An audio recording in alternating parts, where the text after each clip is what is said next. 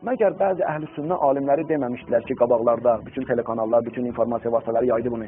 Dedi, əgər bir kişi acından ölərsə, heç nə olmasa öz arvadını yeyə bilər. Onun dəlili nə idi o alimin? Həmin bu qayda idi. Gördüyünüz kimi bu şəxs Allahdan qorxmayıb böhtan ataraq güya bəzi əhl-i-sünnə alimləri bu fətvanı vermişdir. Özü də alim deyil bəzi. Yəni bir neçə alim bu fətvanı vermişdir. Sizin bu yalan və böhtanlarınız bizim üçün heç də təəccüblü deyil. Çünki keçən əsrin böyük şia alimi Əbülqasım Xoyi heç bir İslam əxlaqına sığmayan fətvasında demişdir.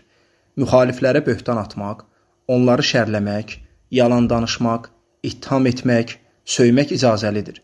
Həmçinin bu fətvanı digər böyük şia alimi Əl-Cavahir də vermişdir. Ey Ağa Rəşid, məyər elm tələbəsi hansısa telekanal ilə məsələni isbat edir, yoxsa Quran və sünnə ilə? Məyər aləmlərin Rəbbi bizə Quranda buyurmurmu ki, əgər bir fasik sizə xəbər gətirsə, onu araşdırın. Başqa ayədə buyurmurmu ki, ədalətli olun. Hər hansı bir qövmə qarşı olan kin-küdrət sizə ədalətsizliyə sövq etməsin. Fikriniz öz alimlərinizə getməsin. Heç bir İslam əxlaqına sığmayan qeyri-etik fətvalarınızdan danışın. Bir neçəsini qeyd edim. Cinsi dəyişmək, südəmər uşaqla mazaqlaşmaq, yarım saatlıq siğə, bakirə qızla siğə, cənnətdə kişi ilə, qadın qadınla evlənə bilər, İmamın kişini qadın, qadını da kişi etməsi, bacı qardaşının yanında sinəsini aça bilər və s. Sonda biz də deyirik, cürətin çatırsa dəlilini gətir.